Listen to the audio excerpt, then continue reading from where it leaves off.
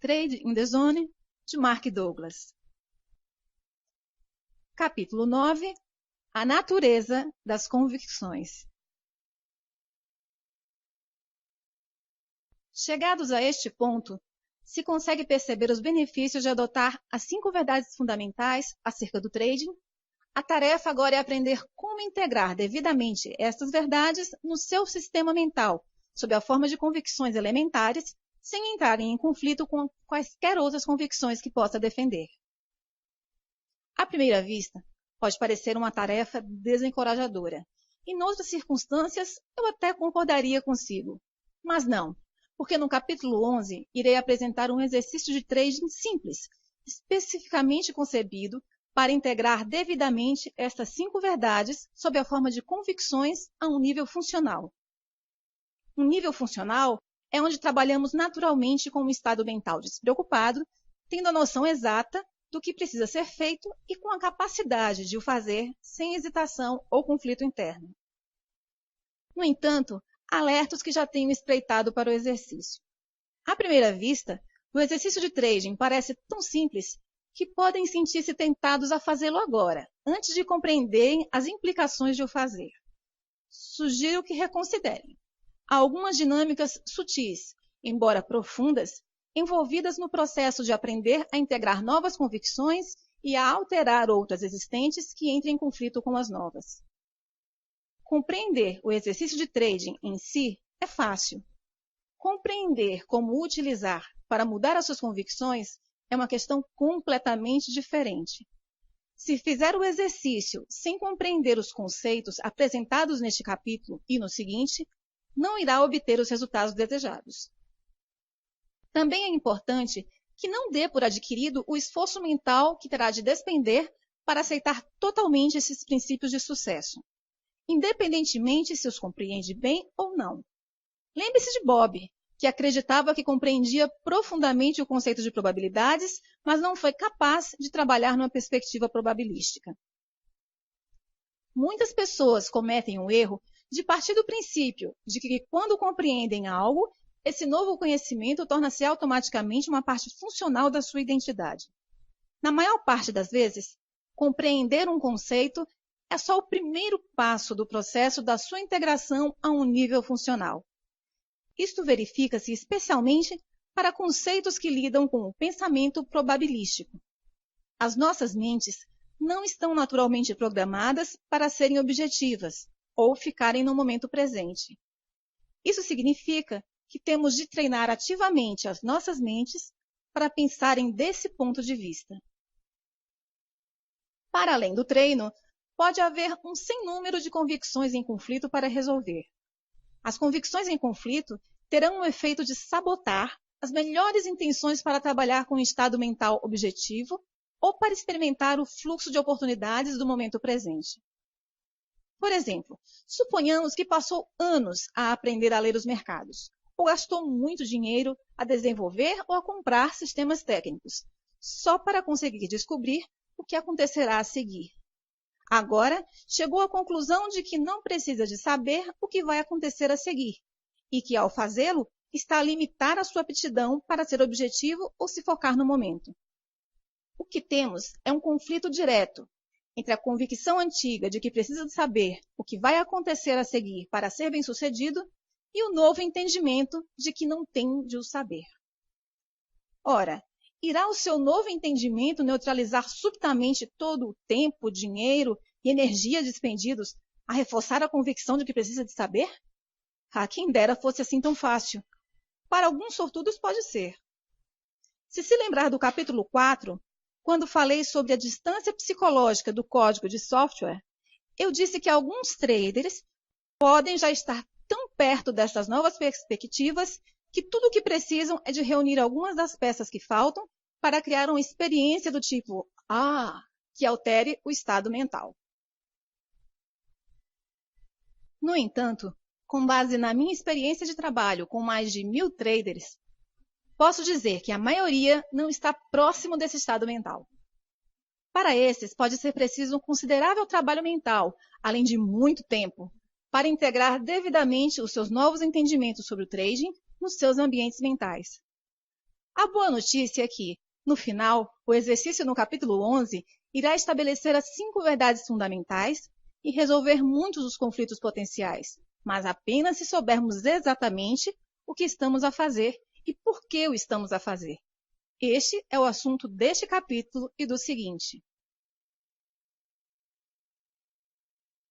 As origens de uma convicção. O que podemos aprender sobre a natureza das convicções e como podemos usar esse conhecimento para criar uma atitude mental que estimule o nosso desejo de sermos traders consistentemente bem-sucedidos? Estas são 2 das questões em que me irei concentrar em responder neste capítulo. Primeiro, olhemos para a origem das nossas convicções.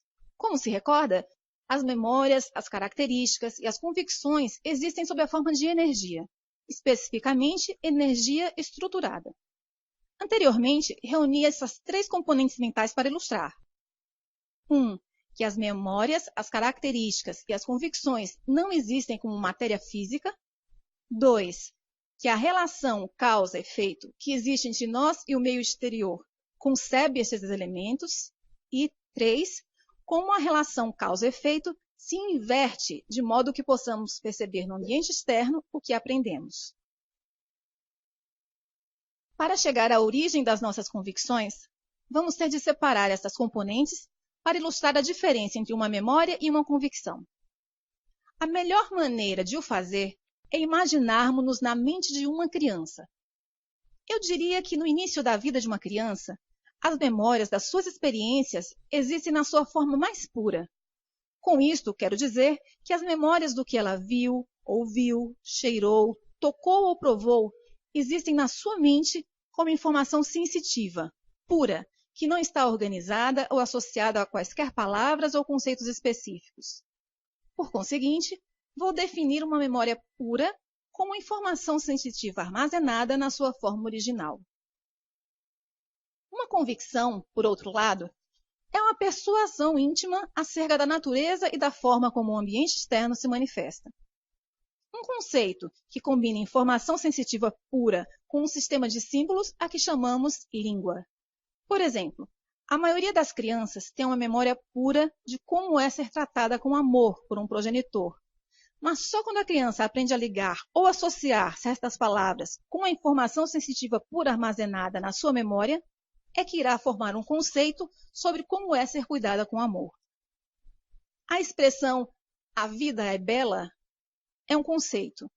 Em si mesmas, as palavras constituem um conjunto de símbolos abstratos, sem significado. Mas se uma criança aprender ou decidir ligar essas palavras aos seus sentimentos com carga positiva quanto à forma como é cuidada, então as letras já não são um conjunto de símbolos abstratos e as palavras já não são uma expressão abstrata. A vida é bela torna-se uma distinção definitiva sobre a natureza da existência ou o modo como o mundo funciona. Similarmente, se a criança não recebesse os cuidados adequados às suas necessidades, pode com igual facilidade ligar as suas sensações de dor emocional a um conceito como a vida não é justa ou o mundo é um lugar terrível. Em qualquer caso, quando a energia positiva ou negativa das nossas memórias ou experiências se liga a um conjunto de palavras a que chamamos conceito, este adquire energia e, em resultado disso, é transformado numa convicção acerca da natureza da realidade. Se considerarmos que os conceitos são estruturados pelo sistema de uma língua e adquirem energia pelas nossas próprias experiências, torna-se claro por que me refiro às convicções como energia estruturada. Quando uma convicção surge, o que faz? Qual é a sua função? Em certos aspectos, parece ridículo colocar essas questões. Afinal, todos temos convicções. Estamos constantemente a expressar as nossas convicções tanto pela linguagem como através das nossas ações. Além disso, estamos constantemente a interagir com as convicções de outras pessoas quando elas as exprimem. No entanto, se perguntar exatamente o que faz uma convicção, provavelmente a sua mente ficará confusa. Por outro lado, se perguntar quais as funções dos seus olhos, ouvidos, nariz ou dentes, não teria problema em responder. As convicções são componentes tão importantes da nossa Constituição, em termos do impacto que tem na qualidade das nossas vidas, que é uma das grandes ironias da vida, que sejam aquelas em que menos pensamos e que menos compreendemos. O que quero dizer com aquelas em que menos pensamos é que se tivermos um problema com uma das partes do nosso corpo, naturalmente centramos nela a nossa atenção e pensamos sobre o que precisamos de fazer para resolver o problema. No entanto, não nos ocorre que os problemas que possam limitar a qualidade das nossas vidas, por exemplo, infelicidade, insatisfação ou insucesso numa determinada área, estejam enraizadas nas nossas convicções. Este desvio de atenção é um fenômeno universal. Uma das características proeminentes das convicções é que tornam evidente e inquestionável o que experimentamos. De fato, se não fosse pelo intenso desejo que tem em vivenciar um sucesso consistente como trader, era provável que eu não estivesse a ler sobre este tema. Normalmente são precisos anos de frustração para as pessoas começarem a aceitar que podem ser as suas convicções a fonte das suas dificuldades. No entanto, embora as convicções sejam uma parte complexa da nossa identidade, não é preciso considerar esse processo de autoanálise como uma crítica. Considere que nenhum de nós cresceu com qualquer uma das nossas convicções, que foram todas adquiridas de várias maneiras. Muitas das convicções que têm um impacto mais profundo nas nossas vidas não foram sequer adquiridas livre ou conscientemente, foram introduzidas por outras pessoas. E provavelmente não será normalmente uma surpresa para ninguém afirmar que as convicções que nos causam mais dificuldades sejam aquelas que foram adquiridas através dos outros sem o nosso consentimento consciente. Refiro-me às convicções adquiridas quando éramos demasiado jovens e sem informação para compreender as implicações negativas daquilo que nos estavam a ensinar. Seja qual for a origem das nossas convicções, uma vez existentes, funcionam basicamente todas do mesmo modo. As convicções têm caráter e formas particulares de desempenharem as suas tarefas, ao contrário das diferentes partes dos nossos corpos. Por exemplo, se compararmos os meus olhos com os seus, ou as minhas mãos com as suas, ou os meus glóbulos vermelhos com os seus, podemos ver que não são exatamente iguais, mas têm características em comum que os faz funcionar de modo semelhante. Pela mesma razão, uma convicção de que a vida é bela funcionará da mesma maneira de uma convicção de que a vida é terrível. As duas convicções são diferentes e o efeito que cada uma tem na qualidade de vida de quem a profere é muito diferente, mas ambas as convicções irão funcionar exatamente da mesma forma. As convicções e o seu impacto nas nossas vidas. Num sentido mais amplo, as convicções moldam as nossas vidas. Como já referi, não nascemos com nenhuma das nossas convicções. Elas são adquiridas e, à medida que se adicionam umas às outras, a forma como vivemos as nossas vidas reflete aquilo em que aprendemos a acreditar. Pense como a sua vida seria diferente se tivesse nascido num sistema cultural, religioso ou político que tivesse pouco em comum com o seu atual. Pode ser difícil imaginar, mas aquilo em que teria aprendido a acreditar sobre a natureza da vida e o modo como o mundo funciona podia não ter nada a ver com aquilo em que hoje acredita, mas iria defender essas convicções com o mesmo grau de certeza com que defende as suas convicções atuais. Como as convicções moldam as nossas vidas? 1. Geram a percepção e a interpretação que fazemos da informação do meio ambiente de forma a ser compatível com aquilo em que acreditamos. 2. Criam as nossas expectativas. Lembre-se que uma expectativa é uma convicção projetada para algum momento no futuro. Como não podemos esperar algo que não conhecemos, também podemos dizer que uma expectativa é aquilo que conhecemos projetado em algum momento futuro. 3. O nosso comportamento é coerente com aquilo em que acreditamos. 4. Finalmente, as convicções moldam a forma como nos sentimos quanto aos resultados das nossas ações. Não há muito na forma como atuamos em que as convicções não desempenham um papel importante. Acrescento a seguir um exemplo para ilustrar as várias funções de uma convicção. Na primavera de 1987, estava a ver um programa de televisão. Era sobre algumas celebridades que pregavam partidas umas às outras. Numa parte do programa, a estação de TV contratou um homem para ficar no passeio da Avenida Michigan, a segurar uma placa que dizia "Dinheiro grátis, só hoje". Para quem não conhece Chicago, a Avenida Michigan alberga muitos armazéns e lojas da moda.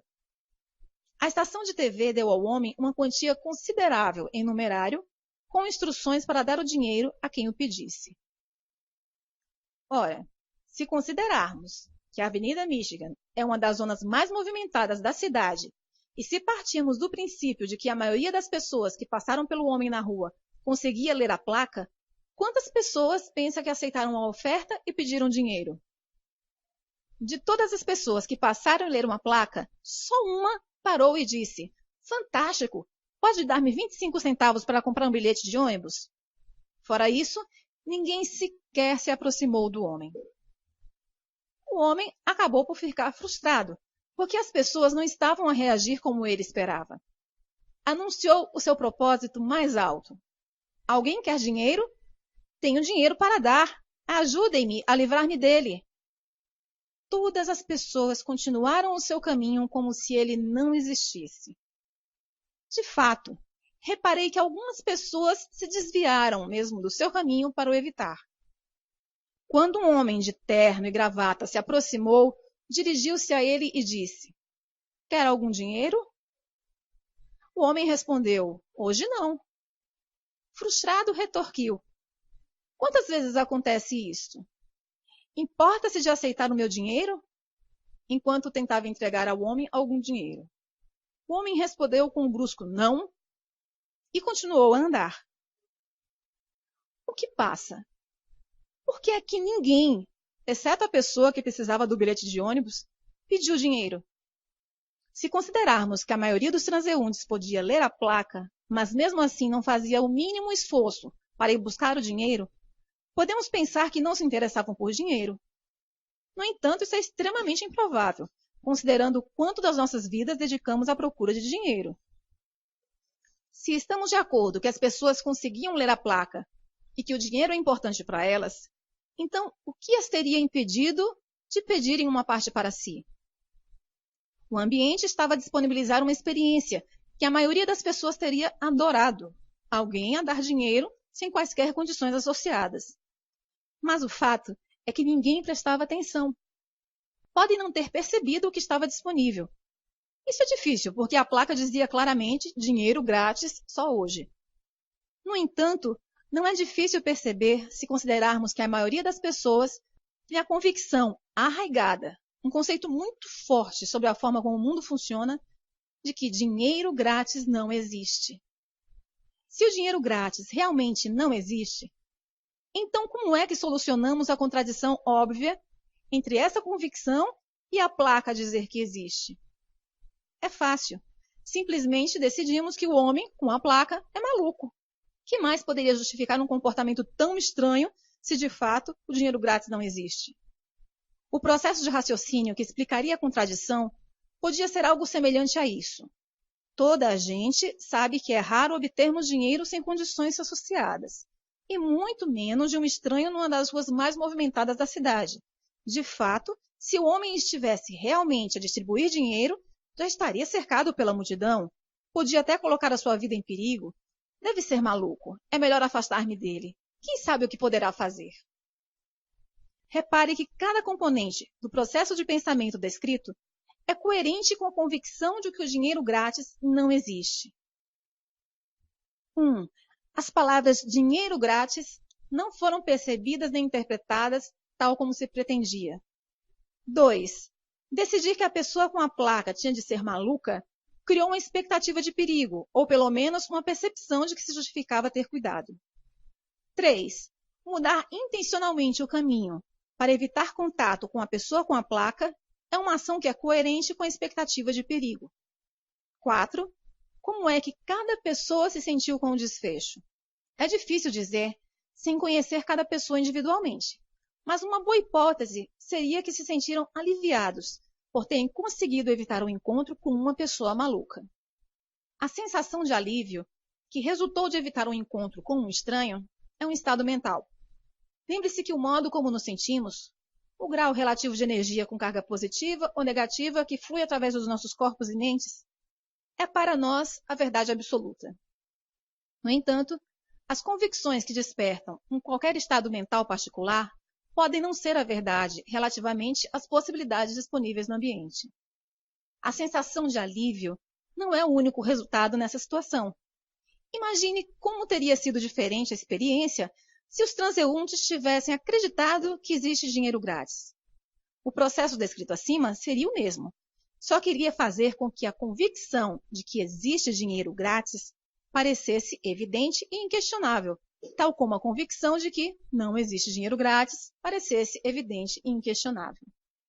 Um bom exemplo seria o da pessoa que disse: "Fantástico, pode dar 25 centavos para comprar um bilhete de ônibus?" Quando vi isto, tive a impressão de que esta pessoa seria provavelmente um pedinte e que poderia ter pedido a outra qualquer pessoa 25 centavos. Um pedinte é alguém que acredita absolutamente na existência de dinheiro grátis. Por conseguinte, a sua concepção e interpretação da placa foram exatamente o pretendido pela estação de TV. A sua expectativa e comportamento foram coerentes com a sua convicção. E como se sentiria ele quanto aos resultados? Obteve os seus 25 centavos, pelo que eu diria que ele ficou satisfeito. É claro que ele não sabia que poderia ter obtido muito mais. Há outro desfecho possível para o nosso cenário. Consideremos a hipótese de que alguém que acredita que o dinheiro grátis não existe, mas que mesmo assim assume essa possibilidade. Por outras palavras, algumas pessoas podem ficar tão intrigadas e curiosas que decidem suspender temporariamente a sua convicção de que o dinheiro grátis não existe. Esta suspensão temporária permite-lhes agir fora dos limites criados por uma convicção, para ver o que acontece. Assim, em vez de ignorarem o homem com a placa, que seria a primeira reação, a pessoa do nosso exemplo dirige-se a ele e diz: "Dê-me $10. O homem tira rapidamente uma nota de $10 do bolso e dá-lhe. O que acontece agora? Como se sente essa pessoa ao experimentar algo inesperado que contradiz completamente a sua convicção? Para a maioria das pessoas, a convicção de que o dinheiro grátis não existe é adquirida através de circunstâncias desagradáveis, para o dizer de forma moderada. A forma mais comum é dizerem-nos que não podemos ter alguma coisa porque é demasiado cara. Quantas vezes uma criança não ouve: "Mas o que você pensa? Dinheiro não nasce em árvore?" Ou seja, é uma convicção com carga negativa. Assim, a experiência de entregar dinheiro sem condições associadas e sem quaisquer comentários negativos iria provavelmente criar um estado mental de puro júbilo. De fato, a maioria das pessoas ficaria tão feliz que se iriam sentir compelidas a compartilhar essa felicidade e a nova descoberta com todas as pessoas que conhecessem. Posso imaginá-lo a regressar ao emprego ou à casa e no momento em que se encontra alguém, as primeiras palavras que saem da sua boca são: "Não vai acreditar no que me aconteceu." E embora queira desesperadamente que essas pessoas acreditem na sua história, provavelmente não vão acreditar. Por quê? Porque a sua convicção de que o dinheiro grátis não existe irá fazer com que interpretem a sua história de um modo a negar a sua veracidade. Para levar este exemplo um pouco mais longe, imaginemos o que aconteceria ao estado de espírito da pessoa do nosso exemplo se lembrasse que poderia ter pedido mais dinheiro. Está num estado de júbilo. No entanto, no momento em que esse pensamento lhe surge, ou alguém lhe lembra que poderia ter pedido mais dinheiro, o seu estado de espírito alegre irá imediatamente mudar para um estado de pesar com carga negativa. Por quê? Porque associou-lhe a convicção com carga negativa, que significa perder uma oportunidade. Em resultado, em vez de ficar contente com o que obteve, irá lamentar o que poderia ter obtido, mas não obteve. Convicções versus verdade. Nestes 3 exemplos, todos têm a sua versão individual. Se lhes perguntar, Cada um descreveria o que viveu do seu ponto de vista, como se fosse a única versão verdadeira e válida da realidade. Contradição entre essas três versões da verdade sugere-me uma importante questão filosófica que precisa ser resolvida. Se as convicções limitam o nosso conhecimento da informação gerada pelo ambiente físico, para que percebamos esteja em consonância com o que acreditamos, então como é que sabemos o que é a verdade? Se as convicções limitam o nosso conhecimento da informação gerada pelo ambiente físico, para que o que percebemos esteja em consonância com o que acreditamos, então como é que sabemos o que é a verdade? Para responder a esta questão, temos de considerar 4 ideias. 1. O ambiente manifesta-se numa combinação infinita de formas. Se combinarmos todas as forças da natureza que interagem com tudo o que foi criado pelo homem, e se acrescentarmos as forças geradas por todas as formas possíveis de as pessoas se exprimirem, o resultado é um número de versões da realidade tal que seguramente iria impressionar até a pessoa com um espírito mais aberto. 2. Até termos adquirido a capacidade de perceber todas as formas possíveis em que o ambiente se pode exprimir, as nossas convicções irão sempre representar uma versão limitada das possibilidades do ambiente, sendo as nossas convicções uma visão sobre a realidade, mas não necessariamente uma declaração absoluta de realidade. 3. Se discordar da segunda afirmação, então pense que se as nossas convicções fossem um reflexo 100% rigoroso da realidade, então as nossas expectativas seriam sempre satisfeitas. Se as nossas expectativas fossem sempre satisfeitas, estaríamos num estado perpétuo de satisfação, com um sentimento permanentemente de felicidade, alegria e bem-estar, por a realidade física se revelar sempre exatamente como esperamos. 4. Se conseguir aceitar a terceira afirmação como válida, então o corolário também é verdade. Se não estivermos satisfeitos, então as nossas convicções não se relacionam perfeitamente com as condições ambientais. Tendo essas 4 ideias em consideração, consigo agora responder à questão: qual é a verdade? Se as convicções impõem limites ao que percebemos como possível e o ambiente se consegue exprimir numa combinação infinita de formas, então as convicções só podem ser verdadeiras relativamente ao que tentamos conseguir num determinado momento. Ou seja, o grau relativo de veracidade inerente às nossas convicções pode ser medido pela forma como nos são úteis. Cada um de nós tem forças geradas internamente, curiosidades, necessidades, vontades, desejos, objetivos e aspirações, que nos compelem ou motivam a interagir com o ambiente físico. O conjunto de passos que damos para satisfazer as nossas curiosidades, necessidades, vontades, desejos, objetivos ou aspirações depende daquilo em que acreditamos ser verdade numa dada circunstância ou situação. Essa verdade, seja ela qual for, irá determinar 1. As possibilidades que percebemos relativamente ao que o meio ambiente nos disponibiliza. 2. Como interpretamos o que percebemos. 3. As decisões que tomamos. 4. As nossas expectativas de resultados. 5. O que fazemos. E 6. Como nos sentimos quanto aos resultados dos nossos esforços. Num dado momento, se estamos satisfeitos, felizes ou numa situação de bem-estar relativamente a algo que tentamos conseguir, podemos dizer que a nossa verdade, isso é, independentemente das nossas convicções, é útil, porque o processo, como se afirmou acima, funcionou. Aquilo que percebíamos não só estava em consonância com o nosso objetivo, mas também com o que o ambiente nos disponibilizou. A nossa interpretação da informação resultou numa decisão, expectativa e ação que estavam em harmonia com a situação e as circunstâncias ambientais. Não houve qualquer resistência ou força contrária por parte do ambiente, ou na nossa própria mente, que diminuísse o resultado que tentamos conseguir. Em resultado disso, encontramos-nos num estado de satisfação, felicidade e bem-estar. Por outro lado, se nos encontramos num estado de insatisfação, desilusão, frustração, confusão, desespero, pesar ou falta de esperança, podemos dizer que, relativamente à situação e circunstâncias ambientais, as nossas convicções não funcionam bem, ou nem sequer funcionam, e, por conseguinte, não são úteis. Simplificando, a verdade depende do que funciona em relação àquilo que tentamos conseguir num dado momento.